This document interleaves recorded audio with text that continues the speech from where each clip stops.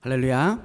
오늘도 우리를 지으신 하나님께서 우리에게 풍성한 은혜와 축복을 내려주실 줄 믿습니다. 저는 오늘 성경의 맨 처음 이야기, 세상을 창조한 이야기를 함께 나누려고 합니다. 창세기 1장 1절은 이 세상의 맨 처음 첫 번째 시작에 관한 이야기입니다.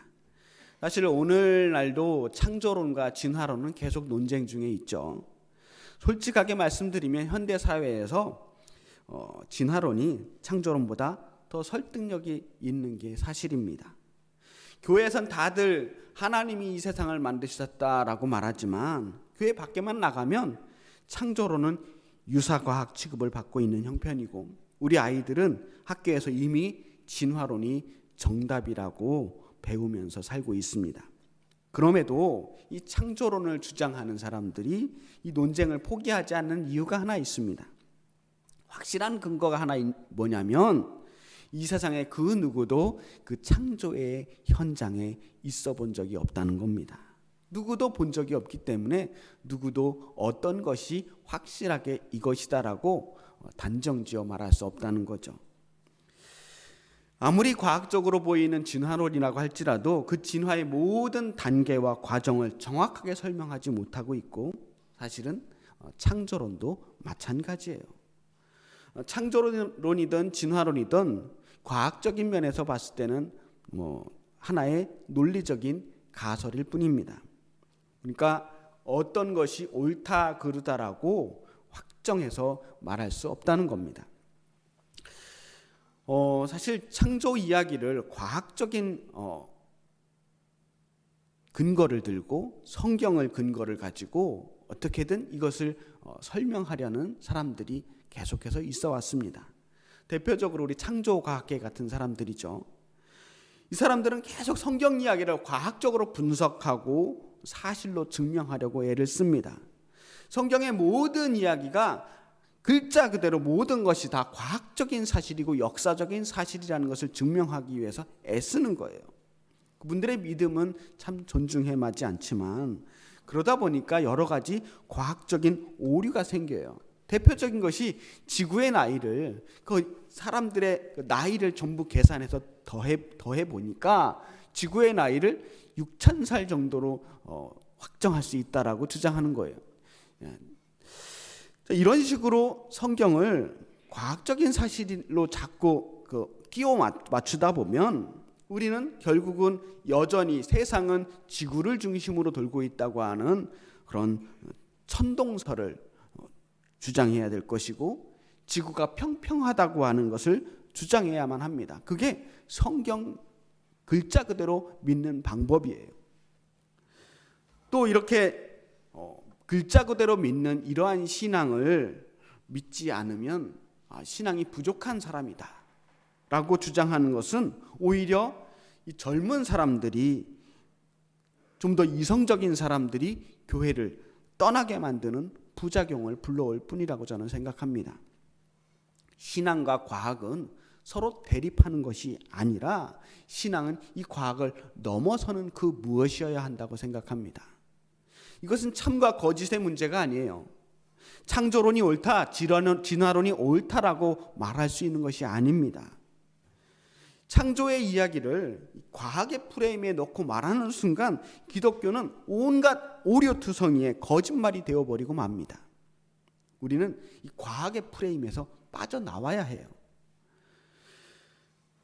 제가 목회하면서 자주 하는 이야기가 있습니다. 창세기 이야기할 때마다 제가 꼭 빠지지 않고 하는 이야기예요. 창세기는 과학책이 아닙니다. 창세기는 하나님의 그 창조의 하나님을 믿음으로 고백하는 책이에요. 일종의 하나님과 사람이 나누는 연애 편지 같은 책입니다. 그러니까 사랑을 노래하는 시를 과학적으로 분석해서는 안 된다는 거예요. 그걸 자꾸 과학적으로 분석하려고 하니까 그게 넌센스가 되고 어리석은 일들이 되는 겁니다. 그럼 창세기를 제대로 읽으려면 어떻게 해야 되느냐? 믿음의 눈으로 읽어야 돼요. 그럼 믿음의 눈으로 창세기를 읽는다는 건 어떤 것일까? 자, 우리가 사도신경에서 분명하게 이렇게 고백합니다.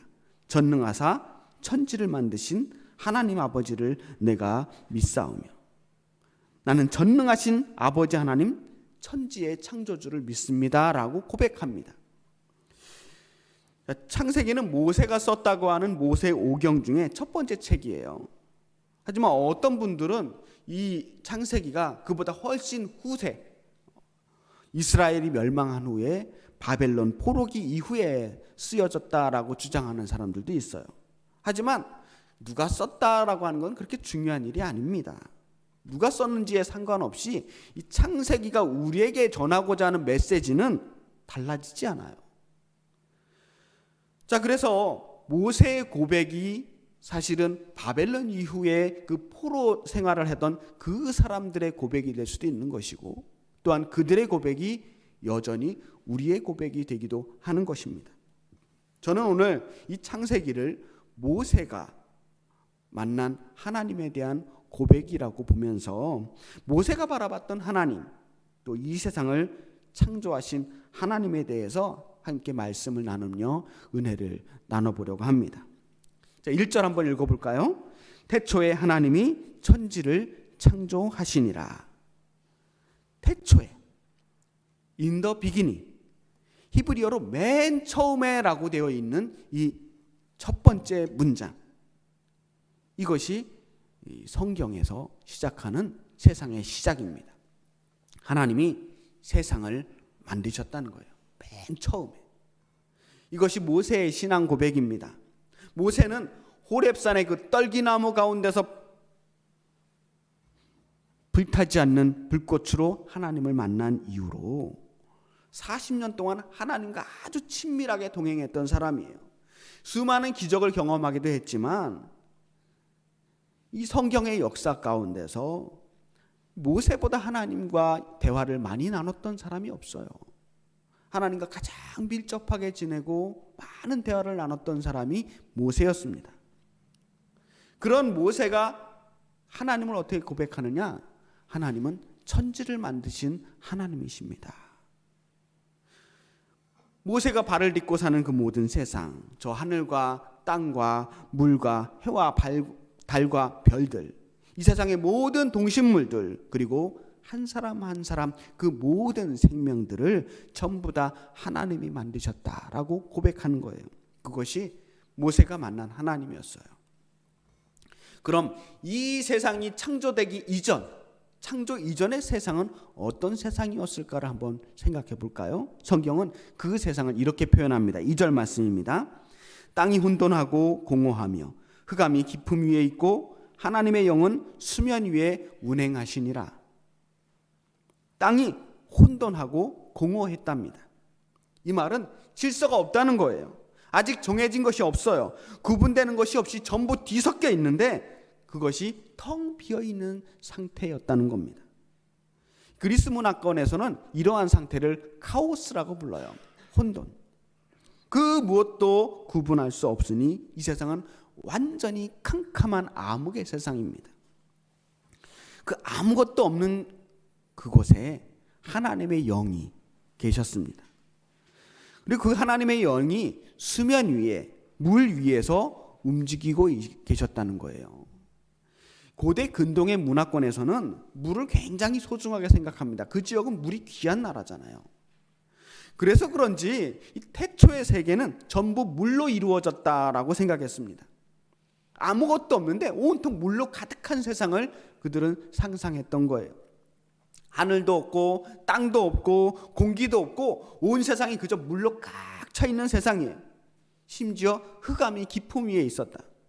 깜깜했다는 거예요. 캄캄한 물속, 어두운 물속이 태초에 아무것도 없는 그 공허한 세상이었어요.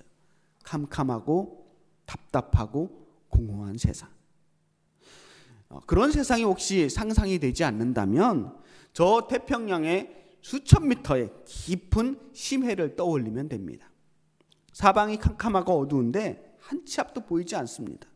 아무 소리도 들리지 않고 아무것도 구분되지 않는 그 공허하고 텅 비어있는, 그러나 숨도 쉴 수 없을 만큼 완벽하게 답답한 그 깊은 물속, 그것이 태초의 세상입니다. 아직 아무것도 창조되지 않은 무의 세상은 그런 세상이었어요. 이 태초의 세상은 그러나 그냥 단순히 창조 이전의 세상으로만 생각해서는 안 됩니다. 그것은 하나님이 개입하기 이전의 세상을 말하고 있는 거예요. 하나님은 모든 존재 이전에 이미 존재하셨지만 하나님은 그저 그 수면 위에 운행하실 뿐이었습니다. 그냥 물 위에 가만히 계실 뿐이었어요. 하나님이 없는 세상은 그런 세상입니다. 세상은 하나님이 없을 때 공허해지고 캄캄해지고 흑암이 있는 깊은 어둠 속에 있게 됩니다. 불타는 떨기나무에서 하나님을 만나기 전 모세의 상태도 그랬어요. 살아있지만 산 게 아니었고 눈을 뜨고 있지만 아무것도 보이지 않았어요. 광야에서 숨어 지내면서 어둠 속에 살았던 사람이었습니다. 인생의 목표도 없었고 의미도 없이 그저 하루하루 양들만 바라보면서 그렇게 살던 공허한 인생이었습니다. 하나님이 없는 세상, 하나님이 개입하지 않는 세상은 창조 이전의 세상과 다를 바가 없습니다. 3절 말씀 읽어보겠습니다. 하나님이 이르시되 빛이 있으라 하시니 빛이 있었고, 그 깊은 어둠 속에서 하나님 말씀하셨어요. 빛이 있으라. 그렇게 말씀하셨을 때 빛이 생겼습니다. 태초에 그 말씀, 빛이 있으라는 그 말씀을 시작으로 창조가 시작됩니다. 캄캄한 흑암을 가르고 그 틈새에, 그 어둠의 틈새에 빛이 비치기 시작했어요. 깜깜한 바다에서 작은 등대가 길 잃은 배들의 이정표가 되어주듯이 그 배를 갈 곳 모르고 헤매는 그 배를 항구로 인도해 주는 것처럼 어둠 속에서 새로 생긴 빛이 이 세상의 희망의 시작이 되는 겁니다. 그 빛이 생명이 되고 그 빛이 어둠을 이깁니다. 흑암에 살던 우리들에게 하나님의 말씀이 우리를 빛으로 인도하시는 거예요. 생명으로 인도하시는 겁니다. 흑암 속에 있던 모세에게 떨기나무 가운데서 불꽃으로 임하신, 그 환한 빛으로 임하신 하나님께서 이렇게 말씀하십니다. 너는 내 백성을 인도하라. 그 말씀으로 모세의 삶에 의미가 생겼어요. 모세가 어떻게 가야 할지, 어디로 가야 할지 삶의 방향이 정해지기 시작했습니다.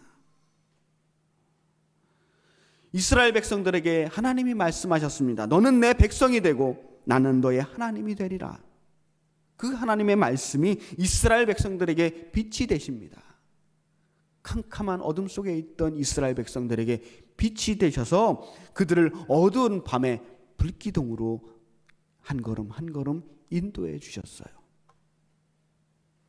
4절 5절 말씀 읽어보겠습니다.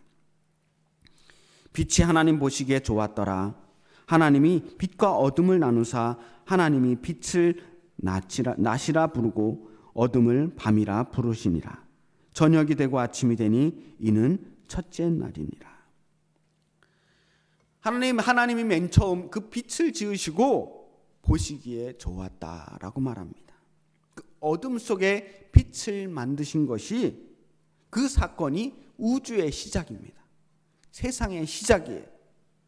그리고 그 빛과 어둠을 나누고 그것을 낮과 밤이라고 부르셨습니다. 혼돈과 무질서에 하나님께서 선을 그어주셨어요. 경계를 넣어주십니다. 빛과 어둠, 낮과 밤을 구분하심으로써 이 세상에 질서를 세우시는 거예요. 카오스가 질서의 우주, 코스모스가 된 겁니다. 우주에 이제 법칙이 생겼습니다. 밤이 지나면 낮이 나오고 낮이 지나면 저녁이 옵니다. 무질서의 세상에, 혼돈의 세상에 질서가 생기기 시작한 거예요. 이제 저녁이 생겼고 아침이 생겼습니다. 시간이라는 개념이 생겼어요. 이제 매일 저녁이 끝나면 세상이 끝나는 것이 아닙니다. 어둠이 오고 있지만 그 어둠이 계속되지 않습니다. 다시 아침이 와요. 매일매일 새로운 태양이 떠오릅니다. 이제 더 이상 어둠이 계속되지 않으리라는 희망을 품을 수 있게 되었습니다. 그 하나님의 질서가 세상을 움직이는 거예요. 그렇게 창조의 첫 번째 날이 지나갑니다.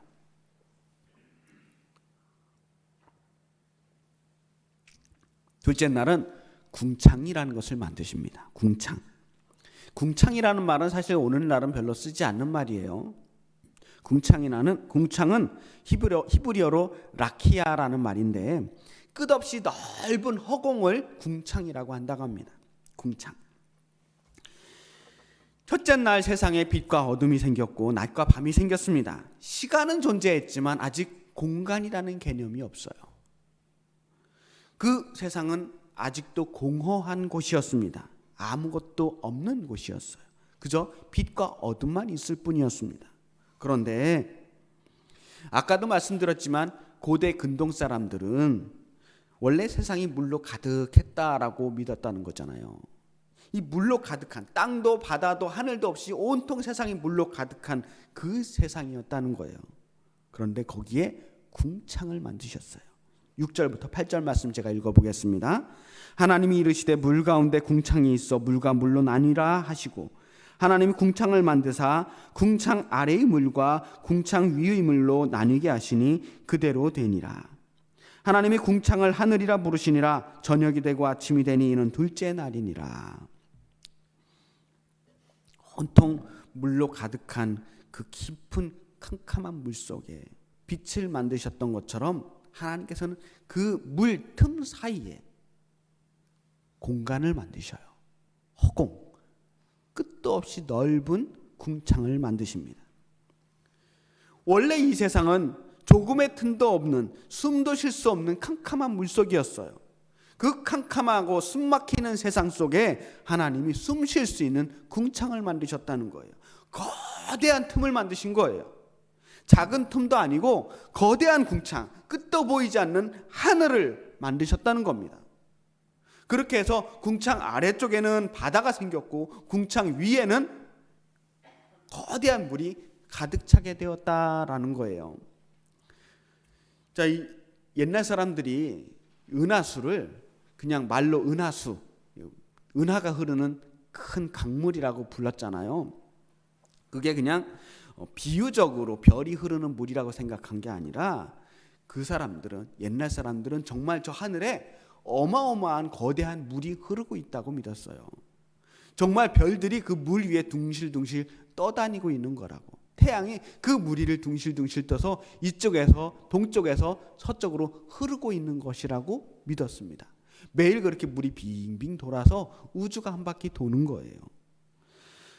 지금 이런 세계관을 이야기하면 정말 한심하고 어리석은 이야기 소리를 들을지 모르지만 그때는 그게 과학이었습니다. 그 시절에는 정말 세상이 그렇게 보였어요. 그 시대에는 우주의 법칙을 이해할 수 없었기 때문에 눈으로 보이는 것을 그대로 믿었잖아요. 허공에 뭔가 이유 없이 둥실둥실 떠 있다는 것을 믿는 것보다는 물 위에 떠 있다고 믿는 것이 훨씬 이해하기가 쉬웠고 설득력이 있었어요. 그게 훨씬 과학적으로 믿어졌던 시대였습니다. 그래서 저 바다에 있는 좀 거대한 물과 이 하늘 너머에 그 위에 있는 거대한 물이 있다고 하는 이 생각 때문에 노아의 홍수 장면이 설명될 수 있는 거예요. 노아의 홍수 이야기를 보면 홍수에 대해서 이렇게 설명하거든요. 그날에 큰 기품의 샘들이 터지며 하늘의 창문들이 열려 40주야를 비가 땅에 쏟아졌더라. 자, 홍수가 내리는데 그냥 하늘에서 구름 속에서 비가 내린 게 아니에요. 자, 땅 아래, 이 바다 아래에도 물이 가득했다고 생각했거든요. 그래서 땅 아래 샘물이 터지기 시작합니다. 밑에 있는 샘물이 터지고 저 궁창과 하늘 위에 하늘에 막아놓았던 그 창들에 그 창문들이 있었는데 그 문이 열렸다는 거예요. 저 우주 너머에 있는 창문이 열려서 거기 막아놓았던 하늘의 창문에서 물이 쏟아지기 시작했다는 거예요. 그래서 세상에 홍수가 온 세상을 뒤덮을 수 있게 되었다라는 거예요. 그것이 그 당시의 우주관이었어요. 그들이 이해할 수 있는 우주였던 것입니다. 저는 오늘 이런 우주관에 대해서 이야기하고 싶은 것은 아닙니다. 제가 정말 하고 싶은 이야기는 그 모세가 고백하는 하나님이에요. 태초에 하나님이 어떤 하나님이었느냐? 숨 쉴 수 없이 깝깝하고 답답했던 세상에 궁창을 만들어서 숨 쉴 수 있도록 해주신 분이 하나님이셨다. 그것이 모세의 고백입니다. 2023년이라고 하는 새로운 세상을 열어가고 있는 지금, 저는 모든 것의 처음이었던 아득한 옛날 이야기로 한 해를 열어갑니다. 뭔가 희망찬 이야기, 앞으로는 다 잘 될 거라는 그런 밝은 이야기로 시작하고 싶은데 그러기가 힘들어요. 이 세상이 언제 좋아질지 잘 모르겠습니다. 정치는 엉망진창이고요. 경제는 말할 것도 없고, 코로나는 아직도 이 모양이고, 우크라이나와 러시아의 전쟁은 끝날 줄도 모르고, 게다가 바로 코앞에 있는 북한은 허구한 날 이상한 거 쏘아 올리고 뭘 보내고 자꾸 도발을 합니다. 뭔가 밝고 희망찬 이야기를 듣기가 힘든 시대입니다. 전 여러분들에게 여러분 조금만 견뎌봅시다. 조금만 참으면 좋은 날이 올 거예요 라고 말할 그런 뻔뻔함이 없어요. 우린 지금 어두운 시대를 살고 있습니다. 혹시 여러분들 살면서 긴 터널에 갇혀서 아직도 나는 터널 속에 있구나, 깊은 어둠 속에 있구나라고 생각이 들 때는 없으십니까? 어떻게 살아야 할지, 또 무엇을 선택해야 할지 그저 답답하고 막막한 때는 없습니까? 우리가 살아가는 이 세상, 나를 둘러싼 그 모든 것들이 나를 조금씩 조여오고 있다는, 나를 숨막히게 만들고 있다는 그런 생각이 들 때는 없습니까? 나를 둘러싼 모든 환경들이 우리를 도와주기는커녕 오히려 우리를 압박하고 힘들게 만들고 있지는 않습니까? 충분히 그럴 수 있습니다. 그것이 우리가 지금 살아가는 이 세상의 모습입니다. 정확하게 말하면 그것이 하나님을 떠나서, 하나님의 간섭을 떠나서 살아가는 사람들의 모습입니다. 저 역시도 인생의 캄캄함을 피할 수는 없었어요. 정말 갈 길을 모르고 헤매던 시절이 있었습니다. 기나긴 방황의 시절도 있었습니다. 사실은 지금도 수도 없이 헤매고 답답한 시간들을 보내기는 마찬가지입니다. 그 칠흑 같은 어둠 속에서도 어떻게 여기까지 왔어요. 제 힘으로 온 것이 아닙니다. 하나님이 저를 여기까지 인도해 주셨고, 그것은 온전히 하나님의 사랑이었습니다. 빛 대신 하나님께서 저를 여기까지 인도해 주셨다는 거예요. 만약 우리가 앞이 캄캄하고 가슴이 답답하다면 우린 지금 빛 대신 하나님을 기억해야만 합니다. 캄캄한 세상에 빛을 내주시는 하나님, 답답한 세상에 궁창을 열어주셔서 우리를 숨 쉴 수 있게 하시는 하나님, 그 하나님을 기억하는 사람은 빛 가운데로 들어올 수 있습니다. 돌아가야 할 아버지의 집을 기억한 탕자는 집에 돌아와서 잔치상을 받아요. 더 이상 돼지우리에서 쥐염 열매를 먹지 않아도 됩니다. 어두운 세상에 빛으로 오신 주님을 기억하는 사람은 더 이상 어둠 속에 머물지 않아도 됩니다. 우리의 앞이 하나도 보이지 않고, 희망이 보이지 않고, 이 세상이 도무지 좋아질 기미가 보이지 않아도 좋습니다. 주님이 우리의 빛이 되시고 주님이 우리의 삶에 틈을 내주실 것이기 때문입니다. 어디로 가는지 몰라도 괜찮아요. 내가 지금 어디쯤에 있는지 몰라도 괜찮아요. 주님께서 우리를 인도해 주실 것이기 때문입니다. 꿈이 없어도 괜찮습니다. 아무런 계획을 세우지 못해도 괜찮습니다.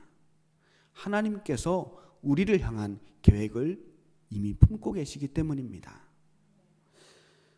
이 세상을 만드신 하나님께서 우리의 하나님이 되셨어요. 이것이 창세기의 고백이고 모세의 고백이며 또한 지금 우리의 고백이 되어야 합니다.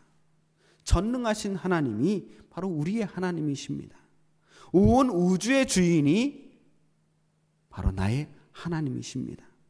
그 하나님과 함께 빛의 자녀로 살아가면서 담대하게 우리에게 주어진 이 시간을 힘차게 걸어 나아가는 저와 여러분이 되시기를 주님의 이름으로 축복합니다. 기도하겠습니다.